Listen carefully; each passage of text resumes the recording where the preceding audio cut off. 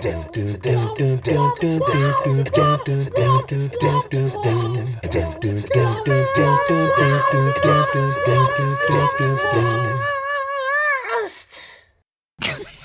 welcome to a very special Defacast. Very special Defacast.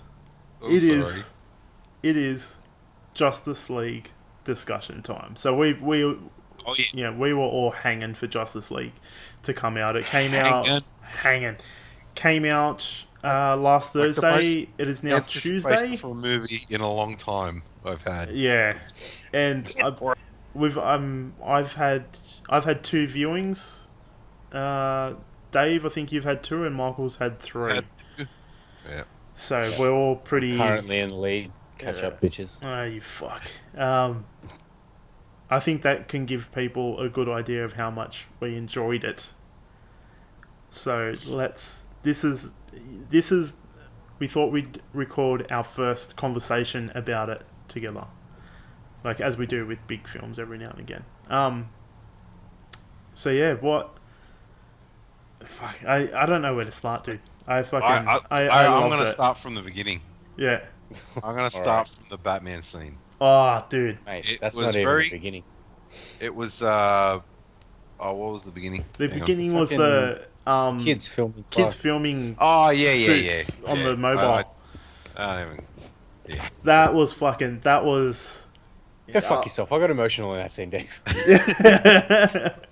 Yeah, dude, I had fucking chills when I seen that, and I was just kind of like, yeah, dude. I was sort of like, No, dude, because it hit me, because I was like, you died, like you're dead. And I was just kind of like, I was just in that frame of mind. I'm like, you're dead, and then I'm like, true on that level, maybe. Yeah. It wasn't even that for me. Like when they asked him, "What's your favorite thing about Earth?" and like the way he just sort of looked away, he started smiling, and I'm like, he's thinking about Lois. Yeah. Like, fuck. Yeah, fucking A, dude. But and then transitioning. I wasn't smart enough to pick up on that. that was excellent. I'll admit it. And then that transition though into Batman, when that robber comes out and he sees Batman sitting on that gargoyle, I think I almost fainted. I was just like, geez, I didn't think I would see a perfect representation of Batman like that. Like, just that split second. Dude, that could have been the only Batman scene in it. They could have cut him out of the rest of the film. And I've been like, that is the best Batman ever. I love the way everything else happened. Like, it was, to me, like, I've seen very limited comics, right? Read limited comics, but the way he moved around that water tower, and the way they did things, it was very comic-esque. Oh, dude, and then the way he came around and then landed on that tower, I was just like, that's something so simple, but it looks fucking awesome. Yeah, dude, how he moved, I'm like, that, to me, I'm like, that's Batman. That is my interpretation of Batman. Like, I didn't get so much the comic book feel of it. I got more of the animated Batman 90s animated series feel from it. And I'm like, even that, animated. I mean, because I'm like, that's when I think of Batman moving and stuff like that, like how he fights, I kind of immediately go to the animation world. I think just because it just flows a lot easier. But I'm like, fuck, they done it so well with this. I don't think there was anything as epic from Batman in this as there was from Batman v Superman. Like that fight scene in Batman v Superman where Batman goes to save Martha. Yeah, like that to me is that was just fucking awesome. Dude, there's two scenes from fucking 2016 that to me I'm like is absolutely unbelievable piece of fucking action cinema that I think don't get enough credit, and it's that scene and the fucking Vader scene in Rogue One. At the end of Rogue One, I'm like, at the end, I'm like, those two scenes alone, I reckon if you were just to cut them together and just be like, charge people in the cinema to watch it, I reckon you'd get people in just to watch those. Like if YouTube and shit didn't exist, but I'm like, I reckon you could. Yeah, if YouTube, I was gonna say, yeah, YouTube didn't exist, I probably would go to see that. Yeah, so but there was nothing. There was nothing really with Batman in this. How you're right, like how we fought. It was very much at the start of that. But I gotta admit, I misheard what he said I only picked it up the second time when he's got the dude on the string and he's like, "What do you want?" He's like, "Fear. They can smell it." Yeah. I thought he said, "Fear. I can smell it." Sweet to lick. Shut up! Stop it! Stop it! And it didn't make sense. I was like, the first time I watched it, I was like, all right, that sort of didn't make sense. I was like, well, what's going on with this dude? Like, like the parademon came in. I was like, yeah. So anyway, yeah, go on. Carry on. Fucking. I've done it again, haven't I? What? Thrown you off. Yeah, you have a little bit. You can't. I don't. Yeah, it was just there was so much with Bruce that I'm like him being a detective. Like I think there was a little bit more of that in this. Kind of his getting into his psyche a little bit, but then also that scene where he just drills Diana when they're all in the cave and fucking he's just like she says something and he's like, "What did your boyfriend Steve Trevor tell you that?" Like just real fucking asshole kind of low blow sort of a core to prove his point. And then I'm like, and then she hits him and then he still kind of like goes in for it and regathers his thoughts and is like, well, I'm gonna fucking get you still. I'm still gonna be a cunt. And then Cyborg just acknowledges it. He's just like, while you're being an asshole, I was like, dude, that is exactly. But like, even when Cyborg called him an asshole, his face didn't change. He was just like, yeah, like that's what it takes. Like I do not give a fuck. Like this is what it takes. And I was like, oh my god, that's Batman. That's it's to the point where it's like he's just got no emotional awareness of people. He doesn't, and this too, it's like it proves like he doesn't know how to talk to people. Like when he first meets Aquaman, when he first meets Aquaman and they're walking outside of the bar, and then he's like, Aquaman's just like, so you do it dressed as a bat. He's like, yeah, for 20 years, and he says something in Gotham, and then Aquaman's just like, ugh, Gotham, that shithole. I was like, that was fucking hilarious, dude. Just that little throwaway, that little throwaway line. I'm like, but it sounded so genuine, and it sounded so just like unscripted. Like he's just gonna, he's a little bit of sauce on this one. Like, that's what great acting is too. Yeah. When it sounds genuinely unscripted. Yeah. It's like, and it gives it like just that one line. It gives weight to that world, and it's like Gotham is renowned for being a fucking shithole. Like it's just crime ridden, consistently, and I'm like, just that one line, it sums it up.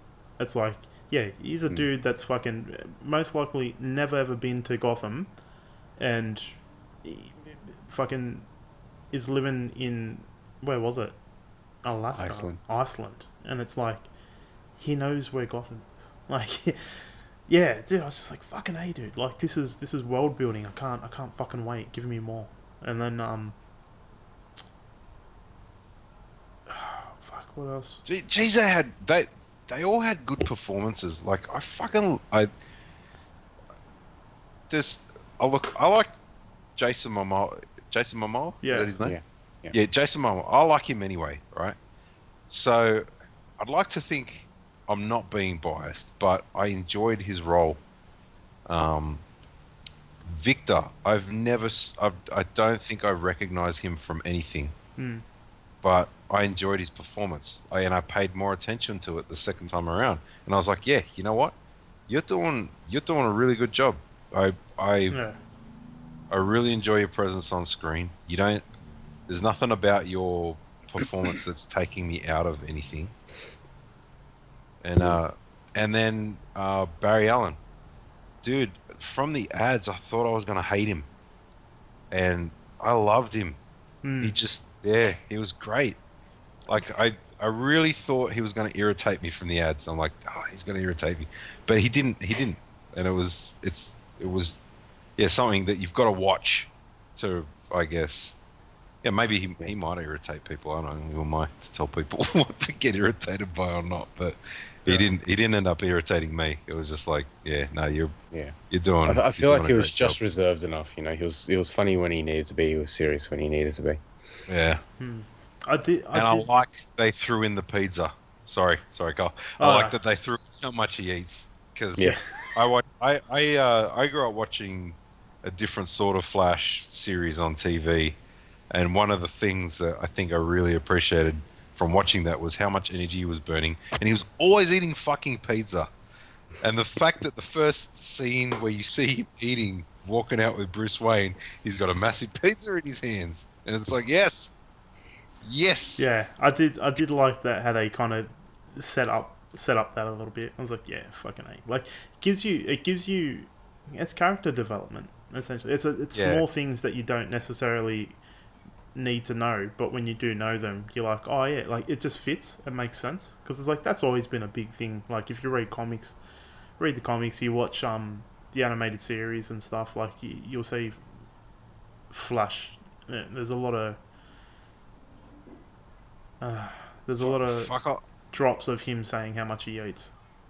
Yeah, the way they hungry. Yeah. The way they did him, the way they like CGI'd the like his, I thought that was also really brilliant. Like I loved it. Dude, I love the fact that when he was running around, he had all these little embers going everywhere. Yeah. And I realized what they were. I only realized the second time I watched what they were, because when he's running down the hallway to jumpstart the cube, that's the end of the lightning touching like points in space. Yeah. That turn into embers. Yeah, it's almost, I only picked up on that the second time just around. Sparks, just burning shit. It was mad. I was like, oh fuck, that's excellent. That's mad. But I got excited again. I was like, yeah, that's mad. I really felt how fucking fast he was, though. Like, there's obviously been other speedsters represented in TV and film. Like, you got Quicksilver in X-Men universe and Avengers, and the different Quicksilver in fucking the Avengers universe, and you got Grant Gustin's TV Flash. Yeah. And by far, he felt the fastest. Like, I don't know if Flash is the fastest, and like they're all fast, but like I just felt like the effects really add to it. The effects with him, I was like, Jesus Christ, that's ridiculous. Like how good it was though. And dude, that scene when Soups, I was gonna say spoilers for people, obviously too. People have got to assume that there's gonna be spoilers. Surely. When Soups comes back and then he fucking clocks Flash. His reaction, Ezra Miller's reaction to that was fucking genius. Like, I was like, that's really good. Like, no dialogue, but you can hear what he's thinking. Just like, what the fuck? Yeah. What the fuck? Never had to encounter that before. And I was reading, like, because I was reading stuff, right? And people are bitching about it, as usual. What do you mean? And it's just like, everyone knows that Flash is faster than Superman. That was bullshit. Blah, blah. It's like, no. He has never had to deal with that before. Yeah. Like, you'd think that would be obvious. On a non-trying level, he is faster than anything. He has never had to deal with that before. The emotion in his face when he realized that Superman's tracking him is enough to let you know that he's not ready. He's not prepared for what's about to happen. And it was brilliant. That scene, I think, I've read a lot of comments about people saying that was their most favorite scene in the movie. But that is one of the best scenes in the movie. Yeah. Yeah, dude. It's fucking... Just everything that... Like, I don't know, I've read a few reviews and stuff, and I understand people's... dislikes of the movie, because look, there are things that I didn't like about it, but when it comes down to it, I'm like, there was things I didn't like about Batman vs Superman too. I'm like, that doesn't take away how good it was though. Like, they're not, to me, I'm like, they're not major things. that whole scene when Soups comes back, and then you've got the League trying to rein him in. Actually, the first time when we were watching it, you know that scene where Alfred's like, telling Bruce like what you're doing is fucking crazy, and Bruce is like, we need Superman, and Alfred's just like, Clark. yeah, but I was like, this is why that scene alone makes Batman vs Superman that much more powerful, because it's been what I've been saying for fucking years now, and it's that Clark's greatest weakness is that he's human. Like, I don't give a fuck about kryptonite, I don't give a fuck about magic, I don't give a fuck about red sunlight. It's human. It's him being human. Because you look at the multiverse. You have different evil versions of Clark. He's always raised by fucking evil. That's what makes him evil. And it's like, so then it's his connections here on Earth. It's his human nature, his human values, the things that Ma and Pa Kent have instilled in him. That's what makes it. It's one of those things. It's a double-edged sword. It makes him weak, but it also makes him strong. Like, that's what gives him strength. And it's like, that's why I really felt the weight of it when Bruce was like, he's more human than I am. But yeah. And I'm like, it also makes him an ideal. It makes him what humans should be. Dude, I almost fucking I was weeping. I was fucking weeping in that scene, because then he's like, he's more human than I am. He just stops him, and then he walks over, and then he's like, all these powers, all these ability, all that strength, and despite all that, and in spite of all that, he finds love. He goes out into the world. He has a life. He has a job. And then he's like, and I was like, I was already like feeling it then, and then he's like, the way Affleck fucking delivered that little line of saying the team needs Clark, it was almost as if he was holding back fucking tears, and you could hear it in his voice, and I was like, this is I still don't see how anybody can watch these movies and be like, this is a shit Batman. And it's like, you obviously they're not looking for that. That's the problem. But it's like, you obviously don't know the fucking character. You don't know the character then. And it's like, this is Batman. Like, through and fucking through. And it's like, it's fucking frustrating, because it's like, I've seen a lot of gripes about people like, oh, fucking Affleck still sucks, and he's even worse in this than he was in Batman vs Superman. It's like, all the problems that people have are so fucking superficial. It's like, you get over it. And that's the balls of it. It's very superficial. Yeah. It's almost like people, what more do you need to be, on some level, it's like, what more do you need to be entertained, like, properly? Yeah. Like it's... Look, there's been I've been reading a lot about the reshoots, and I'm like, I've got problems with the reshoots, but they're not the problems that the majority of people that I've been seeing, the majority of problems that I've seen people that have been having, because the majority is that they can see that it's reshoots. They can see, like, you can see the fucking CGI on Superman's jaw, and that just fucking takes you out. I'm like, bitch, fucking, you know what? I was looking completely fucking CGI'd. I'm like, that doesn't take me out. I was looking for it, and it didn't really. I didn't notice it the first time around. That's how decent it must have been. Yeah.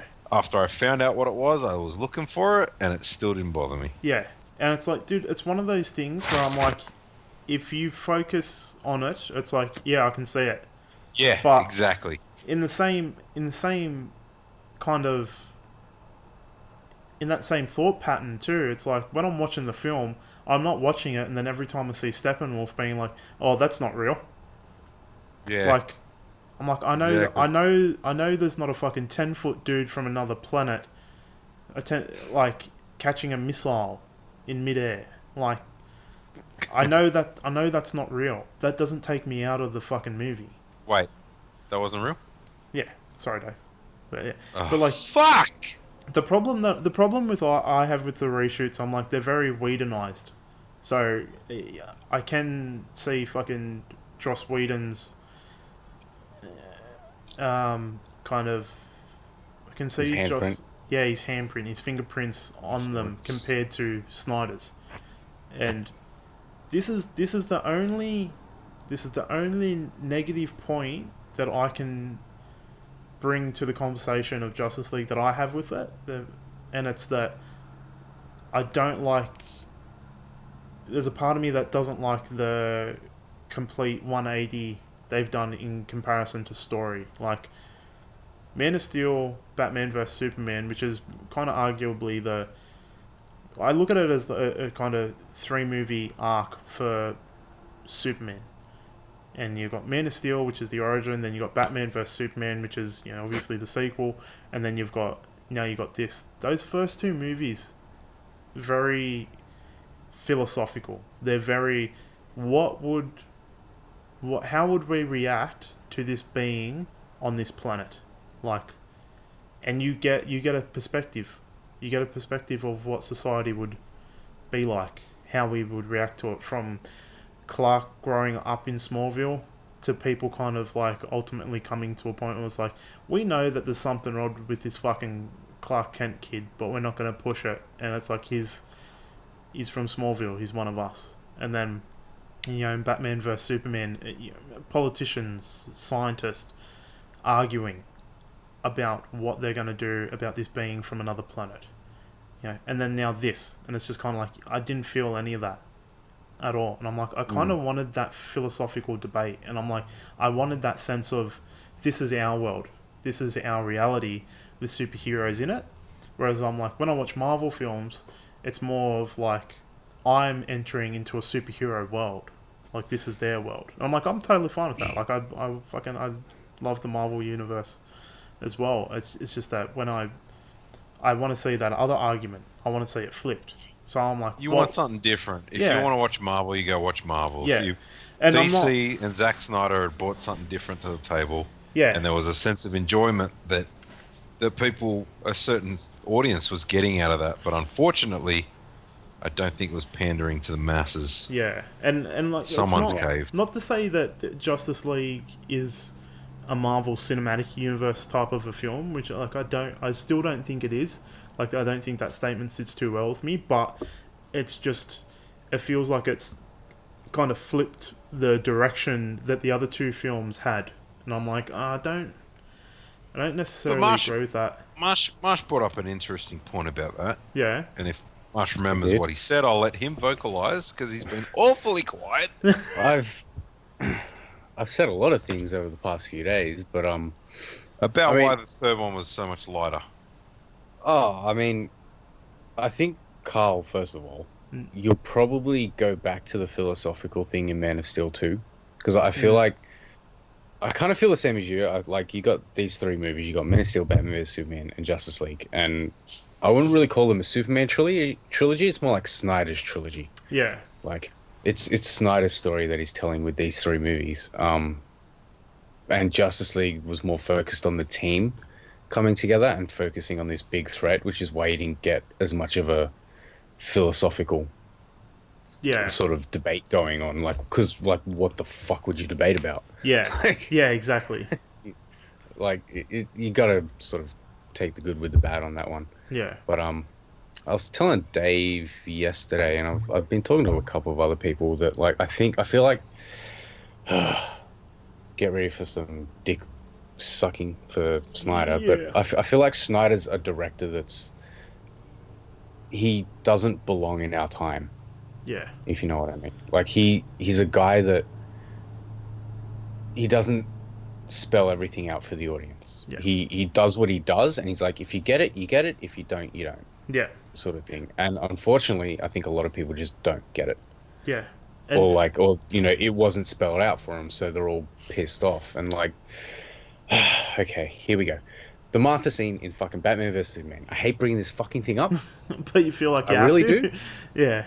Yeah, but first time I watched that movie, Martha scene popped up, and I'm like, fucking Clark's, saying, Martha, they're gonna kill her, blah blah blah, and that stops Bruce in his tracks. And in my head, that's me going, oh, Bruce has now realized that Clark is human. He's not this monster that needs to be stopped. Yeah. That's pretty much the whole basis. That's the basis of the whole scene. The thing is, it wasn't spelled out for the audience. It was like, you Clark have didn't to go, piece that Martha. together. Yeah, like Yeah. Clark going, Martha, Martha. You didn't have Bruce going, oh, wow, you're human just like me. I'm going to go help you now. Yeah. It's because they didn't add that dialogue that people like, that was a fucking dumb scene. Yeah. You know? Yeah, that's just kind of the director that Snyder is. Like, Snyder told the story of half a fucking comic book in the opening credits of Watchmen. Like, he, without any dialogue, just visuals, he told half of a fucking graphic novel in like 2 minutes. Yeah. And that's just the kind of guy he is. Yeah. And I feel like since shit is not spelled out for people, a lot of people are just like, that was fucking shit. Yeah. And it, not so much with Justice League, I feel like, but I feel like a lot of hate for Snyder is just habitual now. Yeah. It's like, oh, it's a new Snyder movie. Let's just automatically fucking dismiss it. Yeah. And I mean, I'm probably like one of the 3 people on Earth that fucking love Sucker Punch. Then it's not even that. It's like this got taken over by a different person, and it's still getting shit on. It's not totally 100% in Snyder's style. Yeah. And critics are still going to town on it. It's like, why though? It's an enjoyable movie. Yeah, and this is like, just to fucking echo what you said, Michael. Like, believe me, you're not one of 3 people out there that love Snyder, because it's like, I love Snyder. And oh no, I'm like one of 3 people that love Sucker Punch. Oh yeah, which was directed by that I agree with. But it's funny you should say that, because I was thinking today I should watch that again, because like when I watched it, I still had a deep appreciation for Snyder. When I watched that, I'm like, that's why I watched Sucker Punch, because I was like, I fucking love Snyder. Let's check this out. And then watched it. I was like, what the fuck was that? But I was a lot younger, so watch it again. Anyway, I still thought, what the fuck was that? Anyway, this is I've been saying this since the first viewing of Batman vs Superman, and it's what you said is that Snyder's ahead of the time, and I'm like, I agree with that, and I think more to the point is that he is somebody who is, to me, when I think of his movies, I think he's a rebel, and when I say that, I'm like, there's this very sheepish fucking kind of attitude when it comes to films, especially in the film world, with how you should do things. Like, oh no, this is the structure, this is how you do it. You remember it from fucking film school, Michael. You remember? Like, oh no, this is how you structure it. And it's like, yeah, I know that. This is why I'm doing it the opposite way. It's to throw the trope on the head. It's like, it's the things, there's a quote. It's like, the things that they fucking will bash you for in your 20s are the things that they'll praise you for when you're in your 50s. And it's like, Tarantino. It's like, I'm willing to put fucking money on the fact that before he made Reservoir Dogs, if he was telling people, it's like he wants to make a film where it's not a linear timeline, where it's not Act 1, Act 2, Act 3. When it's structured, it's like, fucking here's a part of Act 2, or here's the start of Act 3. Then we're going to cut to the fucking middle of Act 2. Then we're going to go back to then we're going to show you Act 1, and then we're going to fucking show you the rest of Act 3. It's like, it's like a novel gone to a film. I'm willing to put money on that. People would say that's not how you do it. I guarantee there's probably still people out there now that say that's not how you do it. That's what I think of Snyder when he does the films that he does. He doesn't spell it out for you, and it's like, I think people take that as a dig, like you calling them stupid if they don't understand it, and it's like, that's not it at all. It's not. I don't think it's. No, yeah. I don't think it's calling them stupid. Yeah. I'm just saying, like, it's just not your type of thing. No, but not only that. Well, like you said, you don't get it. It's not about being stupid. There's plenty of smart people that don't get things. Yeah, and I'm like, like I don't get Adventure Time, but people still fucking love it. Like, there's some scenes in that that I really love. I haven't watched all of it, but I've come home from work some days and it's on, and I giggle my ass off. Anyway, Rabbit hole. yeah, rabbit hole. But yeah, it's just that. It's like I'm not, and I feel like that's the reason why Snyder gets a lot of backlash, is because the people that do love him are praising him and being like, dude, you just don't understand. And it's like this is this film, and people take that as you calling them stupid. Yeah. And it's like, no, we're not calling you stupid. You've probably just missed the point, which is what happens a hell of a lot, like a hell of a lot. Like it's to the point where it's like I made a whole video essay just for Batman vs Superman, focusing on the Martha scene, and I've got a message from somebody saying your argument is pretty weak if what you're saying is to like the whole film. That scene, the whole film hinges on that scene. So they're basically saying that my argument is that that Martha scene is what makes the whole film good. And it's like, no. Obviously, you've missed the point of the video essay too, because the video essay is not saying that. It's saying this is another aspect. Look at jokes, right? You can tell about a joke about a topic that you assume is widely known, right? Yeah. Then there's someone in that audience that doesn't understand the reference. It doesn't make them stupid. It just makes them not informed to what the genre of topic that you're talking about, and they're not going to get it. Like, there's plenty of times I've fallen into that category. I guess I do think I'm an idiot, but I don't think I'm down there with the worst of them. You know what I'm saying? So when I don't get a joke, I don't get offended. I think, all right, well, I've learnt something about something at the moment because I didn't know that meant that. Yeah, but I think it's that. So it'd be awesome if people would look objectively at stuff and be like, all right, you know what? That's meant to have this sort of a spin on things. I might try looking at it in this light. Yeah. But people, this is the thing. Like, I'm actually getting extremely frustrated with talking about DC movies with people, I've found. And perfect example is the other day, like I've put on Facebook that I've watched it twice. Like, I tagged myself in the movies both times.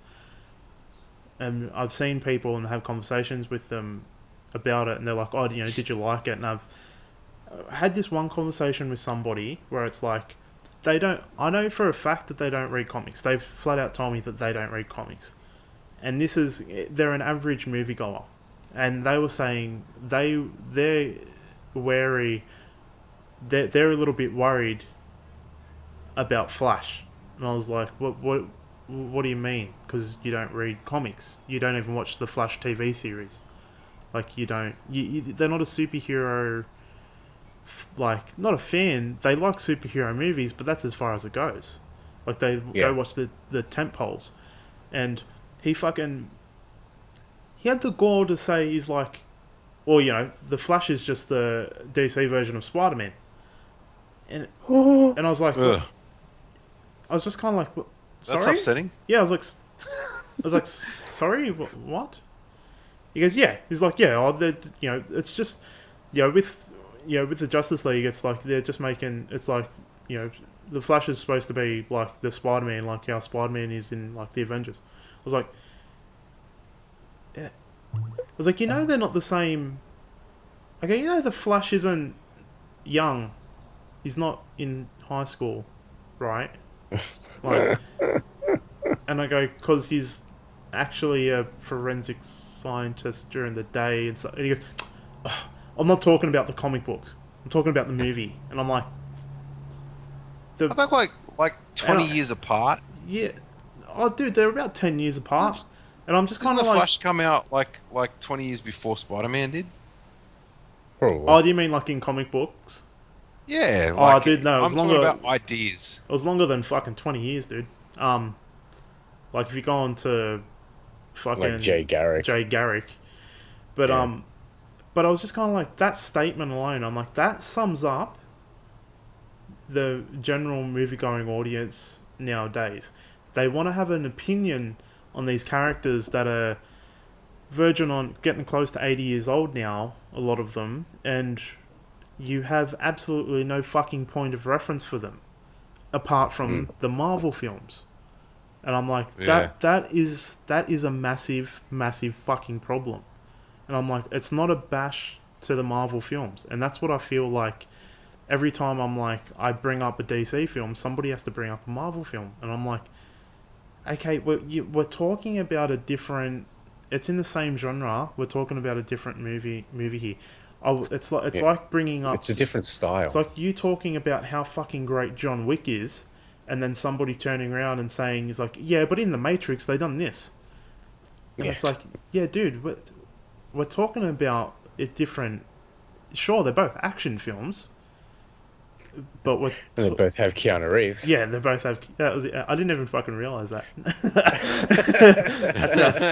That's how... I was gonna say a better analogy might be, in Commando. Yeah, that's how fucking deep in thought I was then. But I was like, that's a massive problem with these movies, because like when I watch Justice League, I'm like, yeah, look, there are things that I'm like, I don't really like, but it does not take me out of the film, and it does not by any means be like, this is a bad movie. Like, I know who all these characters are. I would know who they are without fucking reading comics, without watching TV shows. I would know who they are. Like Batman and Superman at this point, and even to a point Wonder Woman, is so entrenched in fucking the society's psyche that we have fucking t-shirts being sold at yuppie fucking clothing stores where people buy them. Unfortunately, Wonder Woman a little less. She hasn't had a lot of look. She's frontline on the big screen, look, so compared, people aren't. Yeah, look, compared to... She's like the flagship now for the fucking DCEU. Yeah. She's eclipsed. Well, look, look, compared to Batman and Superman, no, I don't think she's nowhere near. But people still know who she is, though. Like, I think even before the movie, if you were to be like, you showed people a photo of a cartoon version of Wonder Woman. Oh, as an icon. Yeah, like that's what I mean. Sure, but they don't... Like, as an icon. Like her backstory or abilities or her powers or anything. Definitely. No one really knew, but they just knew she was a Wonder Woman. Definitely not at that point. But I would argue that it'd be like, people would be like, oh, she's an Amazon. Like, you know what I mean? I think they can go to that extent. But I like when Steppenwolf said that as well. Which part? When she comes in at the end, he's like, Amazon. Yeah. Oh, he's like, no, Amazonian or something. Amazonian or something. Yeah, something like that. I loved when he said to her, he's like, you got the blood of the old gods in you. And he says, it's like, they all died. The old gods died, yeah. I was like, oh, you fuck. You goddamn fuck. Like, punch him in his stupid face, Diana. There another part where I was kind of like, I fucking borderline weed a little bit, and because it got me a little bit scared, is when Soups comes back and he's holding Bruce by his fucking jaw in the middle of the air, and he's just like, you won't let me live and you won't let me die, and then just like he's like, fucking tell me, do you bleed? Like, that's what I'm like, he's gonna kill him, he's gonna crush his fucking jaw, he's gonna kill Batman. That's it. Done. We're done. No more bat flick. And then I was like, and then it didn't happen. I was like, oh, okay, thank God. Oh, but that line when he's like, you won't let me live, you won't let me die, but he says, the world needs you. Yeah. He's like, does it need you? Yeah. I was like, oh. Yeah. He's like, and then he says, do you bleed? Yeah. I was like, oh God. Yeah.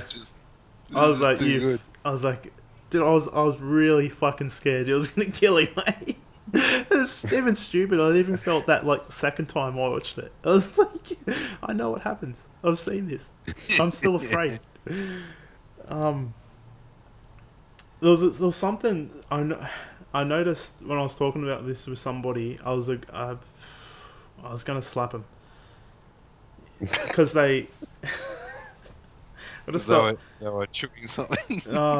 They they were going to say how Superman got brought back was unbelievable. But I stopped them before they even got to that point, because even like at first I was like, oh, that's pretty fucking weak. But I was like, whatever. Like, you get it, because I think it's just, I've seen different interpretations of how Superman gets brought back to life through fucking comic books and animated series. So I'm like, look, in comparison to those, I'm like, yeah, it's probably the weakest, one of the weakest. But I'm like, yeah, it's a comic book movie, right? So I stopped them before they got to that point. I was like, alright, before you fucking say what I think you're going to say, you're watching a movie with a dude that can run faster than the speed of light, a chick who's a demigod fucking warrior, a guy that's half man, half machine, a guy that can fly through the fucking air and shoots laser beams out of his eyes, and another dude that dresses up as a fucking bat, fighting an alien from another planet. What were you going to say? And they stopped, and I'm like, yeah. I'm like, exactly. I'm like, don't you fucking tell me that you can't believe that an alien from another planet is going to get brought back to life with more alien technology, you piece of shit. Like, do not... You piece of shit. Yeah, dude, it's not only that, but I actually enjoyed that scene. Oh, dude, he's being brought back to life by a fictional item that the writers deem to be as powerful as they want it to be. Yeah. Yeah, I know, but, dude, I just cannot wrap my head around these very critical fucking analyses of these comic book films to the point where it's like, oh, that's unbelievable. Like, oh, it's like, are you fucking kidding me, dude? Are you kidding me? Like, we're not talking about the next... How did Hulk get the Quinjet off the ground and into space because he's so heavy? Yeah. Dude, that's another thing. Like, oh, that fucking hammer wouldn't be able to handle that amount of lightning. Like, are you kidding me? Like, all right. How come he can drop the hammer on that dragon? Stops it from moving. Yeah. Exactly. I was just kind of like... So you've held me on it before, have you? Oh, okay. Tell me how that went. Yeah. And, like, these are the complaints that I'm hearing. And I'm like, I'm sorry, they are very weak and superficial complaints. I'm like I said, I've got problems with the movie, but doesn't make it a fucking bad movie. And it's just, all is artistic choices. If someone came up to me and said, and like I've had people say this to me, and they were like, I thought the editing was a little choppy and the movie felt rushed, I'd be like, yeah, I totally agree with you. Yeah. But it didn't stop me. I nitpicked a scene with Marsh after the second time. I was like, the whole Martha Lois scene. Yeah. At the thing, I just thought that was... I understood. I did sort of get what they were trying to show, like the rapport between, I guess, Martha and Lois. Martha and Lois. And they were trying to give backstory to the house and whatever, but I didn't think it was done right. It was a little bit... It just seemed irrelevant. Well, irrelevant. I think yes, exactly. I think the problem with it is that it's all done in one scene. So you're supposed to get all this information, and I think for me it was more there because it's like, this is how these two women, the two strongest women in Clark's lives, this is how they're dealing with his death. Like, that's what that scene was for me. But I'm like, the problem and it was a setup. It was a setup for Lois later saying, "Oh, I was. You would have been disappointed," like, because that was a strong scene. Then I thought that was really well played out. Like, the scripting, the acting, everything was good there. It was like, I wasn't strong. You would have been, and I just thought, that's, you would, if you're something before this man comes into your life, and then he leaves, and you're not that anymore, you would feel ashamed if you had to face him again. Yeah, exactly. And she was showing that shame, and that I realized the second time I watched that was a setup for that. But the scene, it just wasn't executed properly. There was something about it. I don't know what exactly. I can't pinpoint it. And that was just out of place. Yeah. Like, I feel like they were trying to find somewhere to put it. because they needed somewhere to put it, and they were just like, "I just fucking chuck it in there." It's almost as if they've cut the entire film and then they've rewatched it and then be like, "Oh shit, we need to put something in there with Lois and Martha," and it's like, "Oh, exactly right." It's like, "Oh, we have to find somewhere for it." And it's like, "Yeah, there's but did it detract from my experience of the film? Fuck no, absolutely not. Yeah, absolutely. I still walked out of that movie like probably as buzzed as I was, watching something like I don't know. I'm just trying to think of the most buzz I've got out of a movie recently. It probably would have been Logan. Yeah. I would say for different reasons, obviously. Like I'm not different emotions. Them. I think by the end of Logan, definitely. But geez, it left me feeling with that sense of I just paid to see a good movie. Yeah, a great movie, dude. Like, great movie. There's another gripe that I have with it is that originally the film was supposed to be close to 3 hours long. Now that was Zack Snyder's cut because he did. We've already talked about that. We're waiting for the Blu-ray release. Dude. It's gaining momentum now because it was like I actually signed a petition the other day because there's fans have started a petition to get it released on Blu-ray, and I think you need at least 10,000 before people actually before anyone takes notice of it. Right. Within I think 24 hours it had 17,000. So it's like it's gained plenty of traction, and that'll probably get up. I think I'd like to say over 1 million. I mean, look, if they're willing to add an extra fucking like 5 minutes into Suicide Squad just to give Jared Leto a couple more scenes, they're gonna fucking release an extended for Justice League. And dude, this is fuck. I hope that they're like, this is Zack Snyder's cut of the film. This is his version, and because I remember looking into the scenes that they actually reshot. Somebody aligned Joss Whedon's reshoots, like just took stills from that, and Snyder's the same shots, and I'm like, that's the difference. There's certain shots, certain angles of the characters that I'm like, Snyder just shoots them from that adds more, not weight to them. I'm just kind of like, it adds a seriousness to them. Whereas Snyder's ones are very light, and it's not Whedon's. Whedon's ones are very light. Not the color, just the where the characters are placed. On the frame. The structure. The structure of it, and I'm like, I want to see Snyder's version of Justice League. And another one that I'm like, I was actually going into it. I'm like, I know I'm not going to like it, but I'm just going to have to suck it up, is Danny Elfman's scoring of it. Because I knew that he fucking shoehorned his 1989 Batman into it. Yeah. And he also put John Williams I love those. I didn't mind that. Dude, I didn't mind. Dude, I love those. I love those scores. I love them. But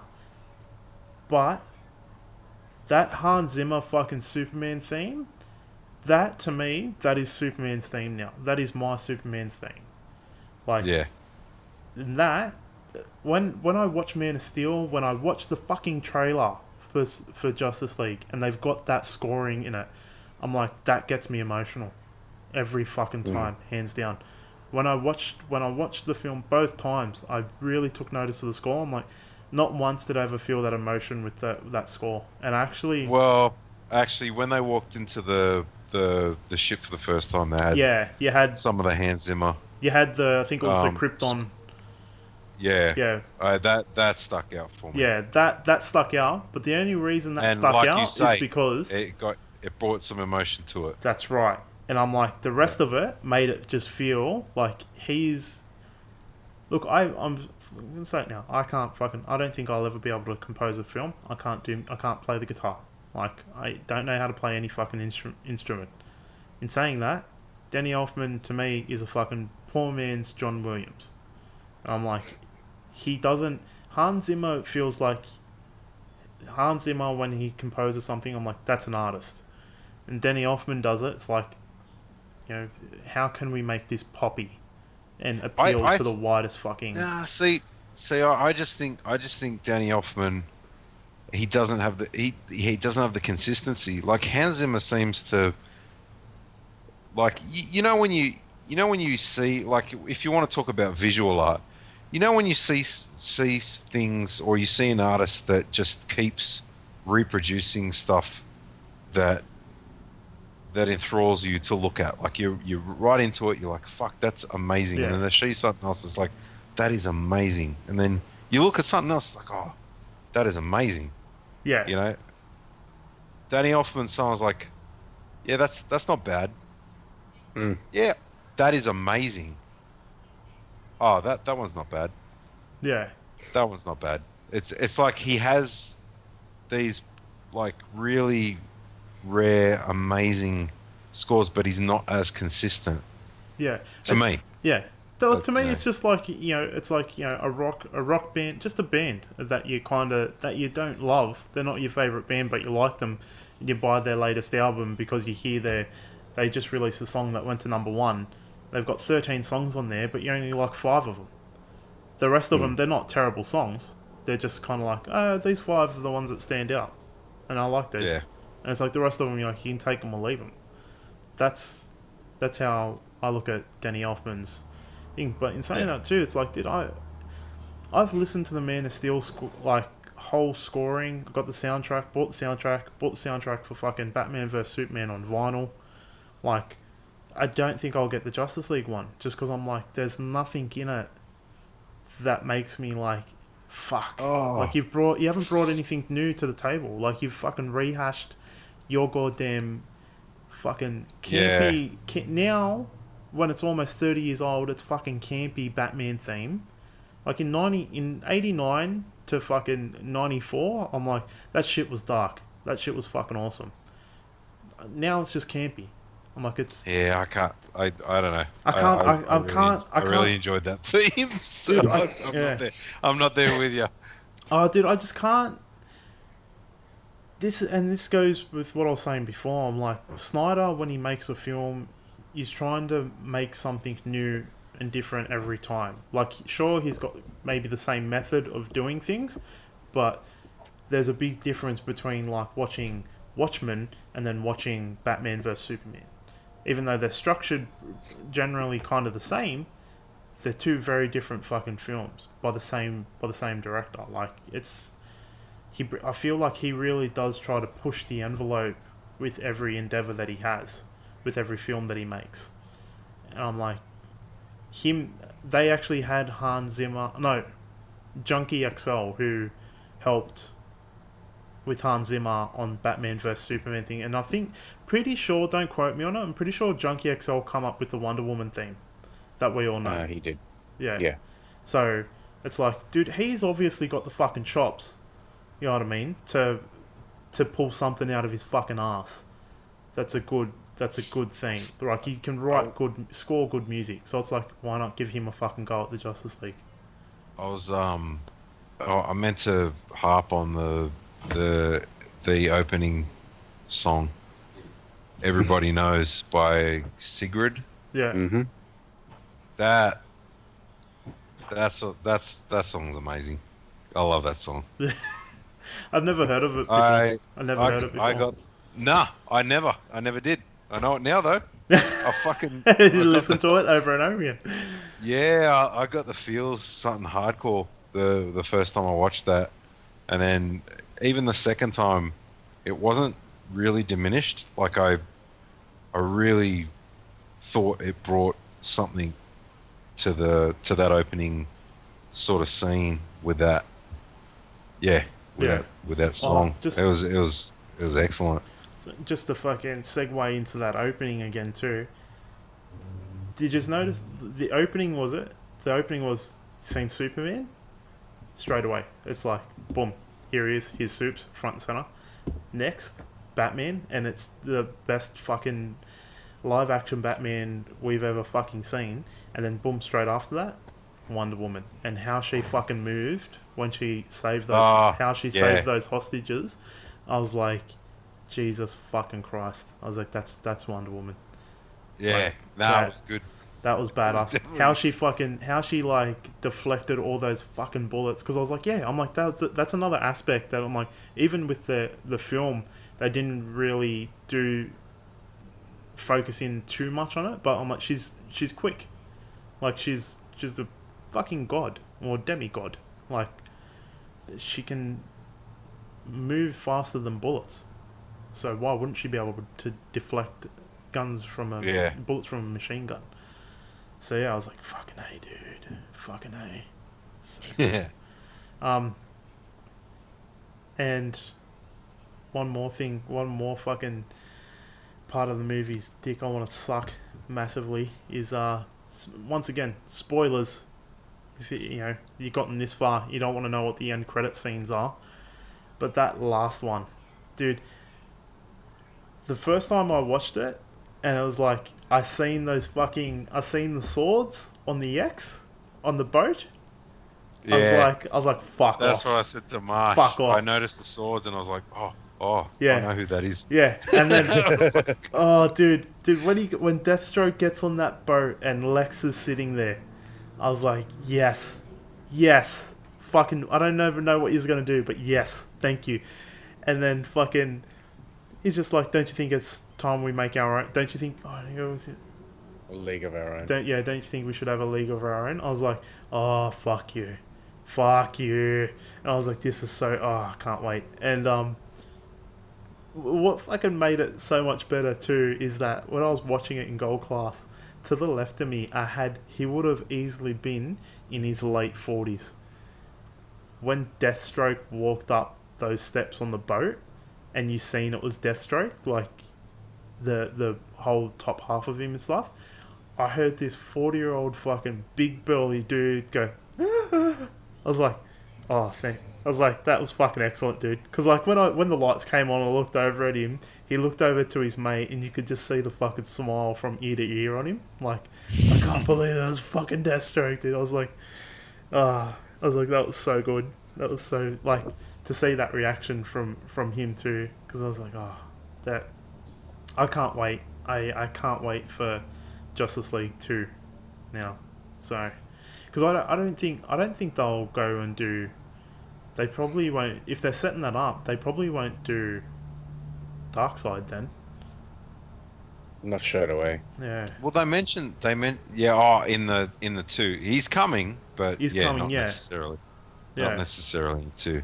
Because Steppenwolf he actually says his name. Yeah, but in my second viewing, I don't think he said it. Yeah, he did. Yeah? Yeah, he did.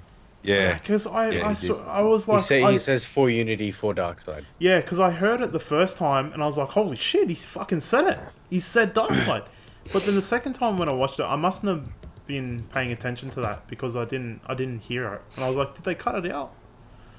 But yeah. Nah, he said it. Yeah. I heard it the second time. Okay, cool. I heard it all 3 times, so... Well, I'm gonna go again tomorrow morning, and I'm probably gonna write a review on it as well to put up. Put it up on Facebook. I do want to talk about Steppenwolf. Yes, do it. Fuck, go ahead. Because like we've barely fucking touched him, but I thought he was pretty decent. Like, you know, a lot of problems comic book movies have are weak villains, and I'm not saying Steppenwolf is the best of the best, but he did his job. Yes. And like I hate bringing up all the negativity again, but I've heard a lot of people say that Steppenwolf was just a piss weak villain. Yeah. And like he wasn't threatening at all. Dude literally had the whole Justice League on their fucking knees. Like he had them dead to rights. Ripped off Cyborg's leg. Yeah. They were just about ready to fucking give up until Superman came in and saved the fucking day. Yeah. Like, not only that, but throughout the whole movie, he never shied away from a fight. Yeah. He never ran away, per se, until he got the mother boxes and he fucked off. But he was there, front lines, kicking the shit out of Amazons. Yeah. Like, beating the shit out of Aquaman and all his guards at Atlantis. Yeah, like, just fucking Green Lanterns. They had a fucking. They had a lantern there. That he's just like, that's nothing. That cube scene was great too. The chase. Yeah. Oh, that was fucking excellent. That was so well done. Yeah. I loved that. Yeah. I loved it. You can't tell me that he wasn't threatening. No. At all. That's like the only time he wasn't threatening is when Clark showed up and just beat the absolute fucking shit out of him. Yeah. Which, by the way, was so fucking satisfying to watch. Like, dude, wasn't it? Watching Superman just fucking let loose is just so fun. Yeah. Because it rarely happens. Dude, this is the first time, well, apart from fucking Zod, like now this is the first time where we've seen like him just go to town on someone. Like with Zod, I felt like it was kind of like he wasn't prepared in Man of Steel. Yeah, like, and he was new to the whole thing. Yeah, whereas this, it's just kind of like, you know, he's fought other Kryptonians that are as strong as him. He's fought fucking Batman.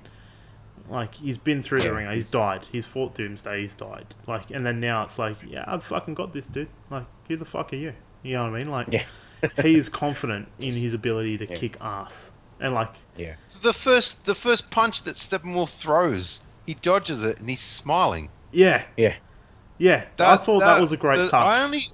I loved it the first time, but it only had real gravity the second time. Like I watched that and I'm like, why wouldn't you smile? You're getting a second shot at this. You know, you're fucking and you're doing it. You know, why not smile? Yeah. Who is this fucking dude? And like I've heard a lot of people say, that Steppenwolf was weak, like he's a weak villain. And I don't think they mean like in the physical sense. I think they mean his motivations. But I'm just kind of like, he's a world dominating being that's pretty straightforward. And it's like, it's pretty obvious. Like, even if you do not know anything about Darkseid at all, you don't know what Apocalypse is, anything like that, it's pretty self-explanatory that he's there for something else. Like, he's talking to the mother boxes as if it's like, you know. But he's not the focal point. That's what pisses me off too. Is he's not the focal point of this movie. Yeah, the focal point of the film is the team. I saw a review. I have a dude I'm subscribed to on YouTube. Like, I watch his reviews, and I'd love him. He's great. He said something really that just made so much sense to me. He's like, Steppenwolf can take a back seat if the League can take the front seat, and that's exactly what. Yes, that's my point exactly right now. Exactly. It's like it's not about Steppenwolf almost. So I mean, he's there, he's in it. He brings a part to the movie, but it's almost like 70-30. It's it's like this. And this is another point that I'll bring up too. It's like, if you do know the comics, you do know like the animated series and stuff, you should not have a problem with Steppenwolf having his ass kicked so easily by Superman, because the idea is that he's going to be a throw when Darkseid eventually arrives. Superman isn't going to necessarily mean shit. Like, he'll be able to go toe to toe with fucking Darkseid. But there's a good chance that it's like, you could die again, dude. You're gonna need the whole fucking team to take down Darkseid. Darkseid. Well, fucking Steppenwolf turned up because he knew Superman wasn't gonna be there. Yeah. Exactly. It's like, now I know why I'm back here. It's because the Kryptonian's not here, and now's my chance. It's gonna be a walk in the park. Yeah. I'm kind of a little bit bummed that they didn't put for that from the trailer in there when he's like, no protectors here. Blu-ray. No fucking was it no protectors here? No Kryptonian, no lanterns. No. This world will fall. I was like, oh yeah, fucking do it. Yeah. Like, it makes my dick hard when fucking villains get on their high horse like that. Because I'm like, I know you're gonna get fucking cut down in a second. Just wait. The third act's coming. It's gonna come. It's gonna kick your ass. Fucking. Yeah, like, I can just picture like Steppenwolf as he was getting eaten by the Paradigms gets taken back to Apocalypse, and Darkseid would be like, "What happened? Yeah. It's like, you have no idea. Yeah. Darkseid just kicks the shit out of him. He's just like, I don't want to hear it. He's just like, he's going to walk away, going to his room. So where you going? Where you going? Get back here. Yeah. Sit down. Yeah, dude. I'm pulls the old Thanos line. He's like, if I got to do something, I have to do it myself. Instead of putting on a glove, puts his hand up fucking Steppenwolf's ass and uses him like a puppet. Oh god. That'd be excellent. Say uncle.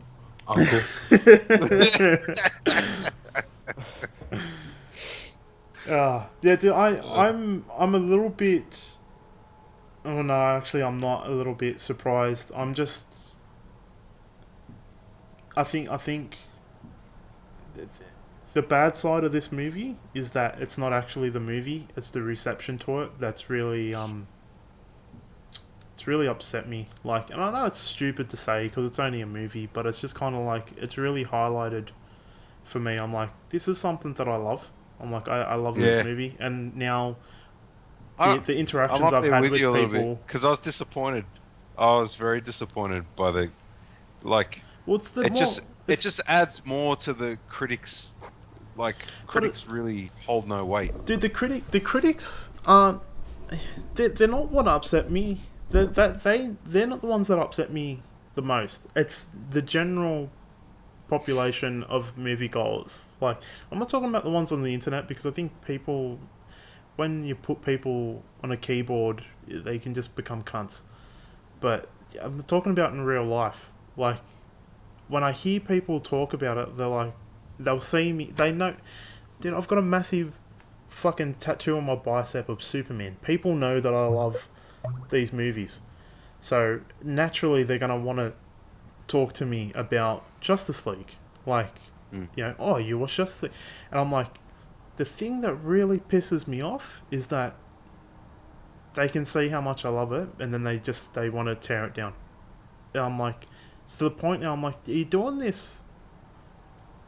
Are you doing this just because it's like you've read a review on the internet and it's like you have no idea about movies in the artistic art form. Like, you don't review movies. There's some part of you that knows you're onto it. You're like, you're not doing this objectively. Yeah, and it's like I feel like they're just being cunts for the sake of being cunts because everybody else has been a cunt to this movie, and you're gonna fucking regurgitate crap that you've read off of some fucking 14-year-old on the internet that has never picked up a Batman book in his life and is going to start talking about how Ben Affleck's too fat for the role, and that's what you're going to tell me. Like, that's not a criticism on the film. That's your subjective opinion. That's saying it's like, you don't like Ben Affleck as Batman. That's fine, but don't fucking stand there and tell me that that's not who Batman is. It's like you don't know who Batman is. You think Batman's a 5'10" fucking comedic actor from 1989. That's who you think Batman is. It's like, that wears eyeliner. Go fuck yourself. That's not Batman. Like, not anymore. That might have been Batman 30 years ago. It's not Batman now. Like, it's infuriating, and I can't talk to people anymore. Like, yeah, it's just, I feel like they just want to tear it down and it really brings me down because I'm like, I don't know, it's just like I go out into the world with this happy mood and then people are like, why are you happy? You know, there's people across the other world, you know, across on the other side of the planet dying of hunger. It's like, yeah, motherfucker, I do. But I don't want to think about that at 9 o'clock in the morning. Like, fuck you. You know what I mean? That's what I feel like. And I'm like, I'm just getting so fucking over it. Yeah, I know. That's my fucking rant. Just got a little off track there, I think. Tell us how you really feel. Yeah. Yeah. Yeah, nah, I agree. And on that note, I think, yeah, there's sometimes when you're happy about something and it's not an ideal that someone, or an idea even, that someone else shares, so they don't want you to be happy about that. Yeah. So they try to bring you down. Yeah, but it's just like it just seems so prevalent with kind of movies now, and I don't know if it's because movies now are kind of evolving into this massive $1 billion kind of thing that snobbery. Yeah, that everybody thinks because dude, like I would say you two like obviously Michael because you went to film school with me, but even you, Dave, it's like how many Deathcasts have we done? And like they're just the Too ones. many. Yeah, dude, but they're just the ones that we've recorded. Like how many years have we been going to movies and been discussing films? We are. I feel like we are qualified to really analyze these movies because it's not like it's the first time we've done it. Whereas because these pop culture films in general are so big now, people who don't necessarily had an interest in film beyond like I just want to switch off for an hour and a half feel that their opinions are fucking should be heard. And it's like, I'm sorry, I'm like, no, they fucking shouldn't, because like you obviously don't know shit. You're telling me that the editing was sloppy, but you can't even tell me how editing works. You can't tell me what shot composition is. Like, you're just telling me you felt like the editing was sloppy. And it's like, okay, think a little bit deeper. Go watch it again. Tell me, did the editing, did it convey the story? Did it cut scenes halfway off in between the scene? Like, did they reverse the eye lines? Like, what is it that pulled you out of it? And then, you get into conversations like that, people don't know what they're talking about. And I'm like, well, you're not fucking... shut your mouth. I'm sorry. Go fucking... Yeah, they're saying it because they've heard it. Yeah, and that's why I'm saying, like, people regurgitate. I'm like, if you're going to stand there and tell me, it's like, look, all the editing... I'm not saying the editing wasn't sloppy with Batman versus... with Justice League, because, like, I actually do feel... it kind of was. Yeah, I actually kind of do feel that it was. And I think that's purely just because it was cut down from 3 hours down to 2. So yeah. I think if we get a 3-hour version, I think that argument will go straight out the fucking window. But yeah, I'm just using that as an example. It's like, when you press somebody for a little bit more on that, they can't explain themselves. It's like, perfect ones like, Superman. Superman isn't... what is it in Man of Steel? There's no character development. And it's like, how... Like, you have flashbacks documenting from when he was a child to now, to how he got to that stage. And then the final act happens over the course of, like, maybe a day or two. Like, that's the point. Like, everything happens fairly quickly. I'm like, there's character development there. Like, go and watch it again. And instead of regurgitating what you've read online, think for your fucking self and rewatch it. But yeah, like, you press people and they don't... You see that their arguments just fall flat on their face. Don't agree? Rant over? To be fair, you said rant over about 5 minutes ago. Okay. So... Rant definitely over. Yeah. Fucking... Yeah. Well, yeah. We're heading on to another topic. What would you rank that in the sense of the DC films so far? Where would Justice League sit? Yeah, I don't know where I'd rate it. I think there was a lot in this that I wanted to see that would, I don't know. Dude, because as it stands right now, it's... What do we have now? 5 DC movies? Yes. Yeah. It's probably sitting at 4th. So above Suicide Squad. Yeah. Because I think this is the thing. I think we can all agree that at the tippy top is Man of Steel, and at the very bottom is fucking Suicide Squad. Actually, at the tippy top for me is Batman vs Superman. Oh wow! Fuck. Yeah. There you go. Yeah, it's BVS, Man of Steel, Wonder Woman, Justice League. So that's good. So I rate this over Wonder Woman. Shit. So well, I think mine would probably be Man of Steel, BVS, Wonder Woman, Justice League, Suicide Squad. So mine would be the same as Michael's. But in saying that, it's one of those things where it's like those first 4 movies are pretty darn close to each other. Like Yeah. Yeah. Then there's a bit of a gap. Yeah. Then there's a bit of a drop off. So, yeah. But in saying that, I still like Suicide Squad. Yeah, I still don't mind it. Yeah.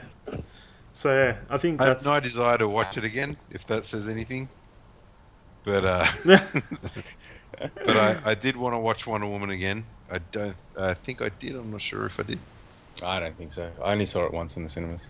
Yeah, but yeah, like I know I definitely left Justice League with a lot more of a buzz than I did coming out of Wonder Woman. Yeah, fair enough. Yeah. Anything else you still want to add? I think. Not here. Yeah, because I think. I was gonna add something else, but like I'm kind of sick of adding to the negativity. So. No, fucking what is it? It's worth noting. Nah. Okay. Nah. But just before we go though, you can't do that to us. Cock tease you. I already talked to you about this last night, Dave. So it doesn't matter. Oh well, tell me this. Now, for me, I think people are always interested in what I think of Superman when it comes to these movies. Mm-hmm. But I'm interested in what you think of Flash, because I know Flash is your favourite superhero. Oh, okay. So what did you think of Flash? A little conflicted, I guess. Yeah. I don't know. I didn't even talk to Dave about this, to be honest. Basically, it's it's Barry, but he has the personality of Wally. Yeah. Because Barry's not the wisecracker. It's like Wally always has been. Barry's been the more he's not totally serious, but no. But when you put those two together, it's like it's almost as if Barry's the responsible adult. Yeah, and Wally's the wisecracking jokester. Yeah. Yeah, like I feel like they just gave Barry Wally's personality, like which kind of makes me wonder why didn't they just make it Wally? And that could have worked really well because you could have had Bruce has been fighting crime for 20 years. You could have had Barry working in fucking Central City for 20 years, and just have Wally sort of come up, played by Ezra Miller. But I don't know. That's interesting. They did what they did. Yeah. So. Yeah. But overall, I'm still happy. Like I fucking I loved Ezra as the Flash. Yeah. He fucking killed it. So yeah. I got no problems with him. Oh, that's good. Yeah. I did love the little race thing at the end. Ah, yeah. That was such a so fucking.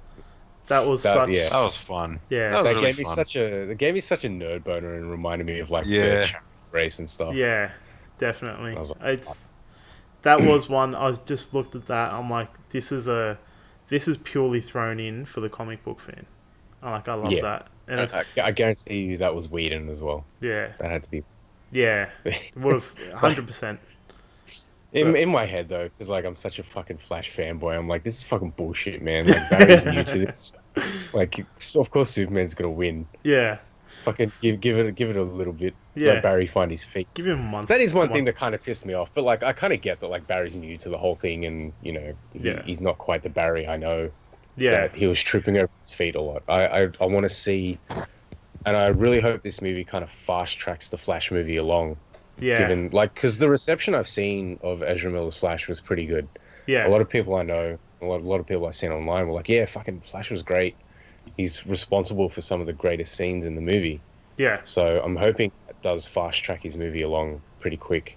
So I'm keen to see like a Barry that knows what he's doing and is in touch with the Speed Force a lot more than what this one was. Yeah, fucking A, dude. Like, I feel like, look, I don't know Flash as well as you do. I definitely know him more than the average moviegoer.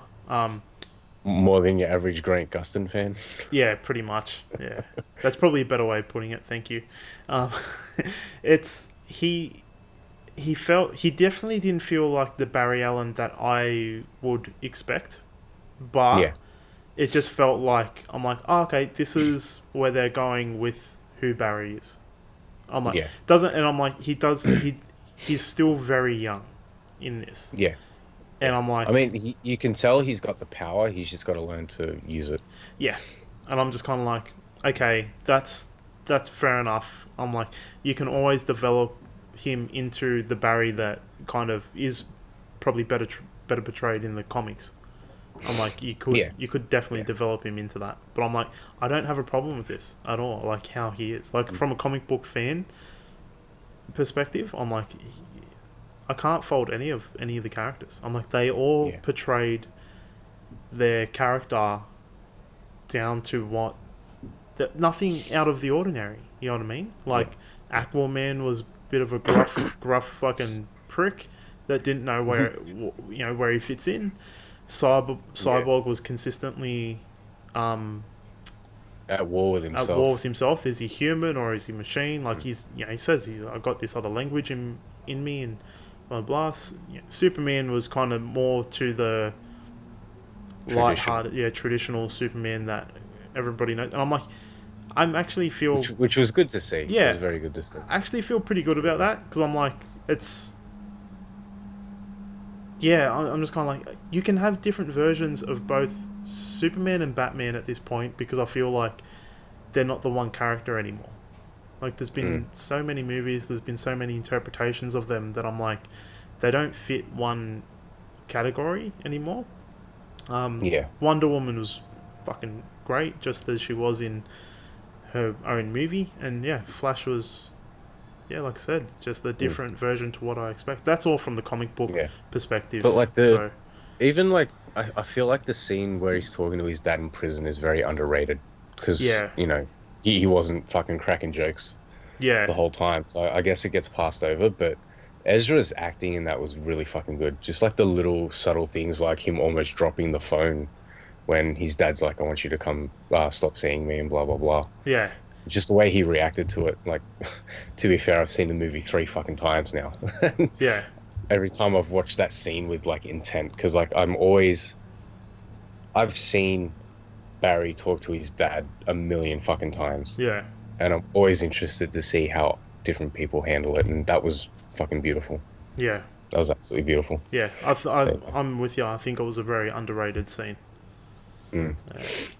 To add to the Superman though, Yeah, um, I talked about this with Dave last night, and a lot of people have been saying, what's with the shift in tone? Like, you've had this brooding Superman for fucking two movies now, and all of a sudden this smiling sort of, he's turned into the Boy Scout. Not completely, but he's getting there. yeah, This was Snyder's plan all along. yes, That's what a lot of people don't realize. Like, fucking and years ago, he was saying, I am working towards bringing Superman to be the Superman we all know. yeah, It's just taking these movies to sort of grow the character yeah. and get him there. I'm not doing it in one movie. That's Yeah, yeah, and this yeah, is what exactly. And we're getting there. Like, he's pretty much there now. I think in Man of Steel 2 we'll get Boy Scout Superman, I yeah, think. Um, and dude, but the problem is I think it's just being overshadowed by like people. Okay, yeah, we have a happier Superman. Everyone's probably saying, "Oh, it's because they're trying to be Marvel now." yeah, Like they're ignoring the fact that Snyder himself has said, "No, this is my plan all along." yeah. So And yeah, that's what I was going. That's what I was saying before. Is like to me, look, Man of Steel, Batman vs Superman, and Justice League is a three movie arc of Superman's character. mm, It's like we needed those other two films to get to this point. Where Clark is like, I need to. I'm not. I am human, but I am not human, and mm, I need to watch myself around yeah, humanity, but I also need to lead them, and people are going to look to me to set an example, and it's like, yes, it's like that's. I feel like this film, when he was fighting Steppenwolf, I'm like, this is him accepting that. It's just kind of like he goes like, where he goes to Bruce and he's like, "What's the plan?" And Bruce tells him everything, and then he just puts his hand up and he's like, "Civilians, I need to go." And I was just like, "That's Superman. That's the Superman I know." Like, but you needed those other films. Putting people first. Yeah, it's like you need those other films to get there. And I'm like, this is the only time I'm like where he's kind of had time to process that. You know what I mean? Like, they kind of showed it in Batman vs Superman, but it was definitely highlighted a lot more in this. And I'm like, I mean, he was still conflicted in Batman vs Superman. Yeah. He wasn't sure of himself and his place in the world. Well, look at the courtroom scene. Yeah, where he got to a point where it's just like, "Nah, I'm out. Yeah. You guys handle it. I'm out."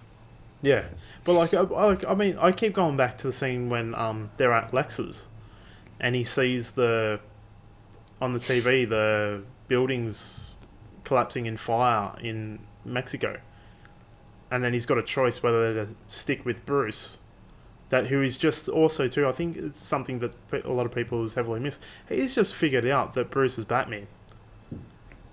So he's like, you already know his feelings on Batman. It's like he doesn't like Batman at all, and he's just realizes like, this dude's Batman. I've just found Batman, and then it's like he chooses to go save people. Yeah, and I'm like, that's a big character choice there. I'm like, that shows you who Superman is. I'm like, he does know, in that film, he does know that he needs to save people. He's just fighting it. And now in Justice League, it's like, no, he knows. He knows this is who he needs to be, what he needs to do. And I'm like, it's brilliant. It's fucking Snyder. It'll be in 30, 40 years' time. People are looking back at Snyder films and being like, this dude. They'll be teaching in film school, talking about Zack Snyder. I feel like how kind of people talk about like Tarantino and Hitchcock and all these great directors, and be like guys that were going against the grain at this time, just not doing the same fucking thing that everyone else was doing. Yeah. So yeah, I think that's it. That's our Justice League. That's our Justice League review. Fuck. Everybody. Well, I'm gonna go with a side of tangent. Yeah. Well, you know what? If we didn't fall down a fucking rabbit hole and start talking about something else and Carl get all ranty, it wouldn't be a Defcast, would it? Yeah. It wouldn't be a special Defcast. Get off my dick, the both of yous. Oh, trust me, I was never on it. Yeah, you were. Neither was it. You fucked. Nah. Alright. That's it for our special Defcast. Thank you for tuning in, and also to let us know what you thought of Justice League. Do you agree with what we said? Or send a strongly worded letter to Carl personally, so I don't have to read it. Honestly, I do want to hear from people. I do want to hear if they've listened to the entirety of this podcast and they've gotten to this point. Please, what is wrong with you, first of all? Yeah, thank you for listening to all of it, first off. But let us know why. Email, inbox us on Facebook, whatever. Just let us know what you think. Comment. Let us know what you thought of it, if you agree or if you disagree. Even if it's a strong disagree. Fucking drop it in. Let us know. So yeah. Corey, I know you're going to comment, so yeah, good luck with that. Yeah, there's definitely a few people that I think will. So that's it. Our Justice League review. I hope everyone enjoyed it. I know I did. I love talking about Justice League. So yeah, until next week. Oh yeah. Better pull your finger out.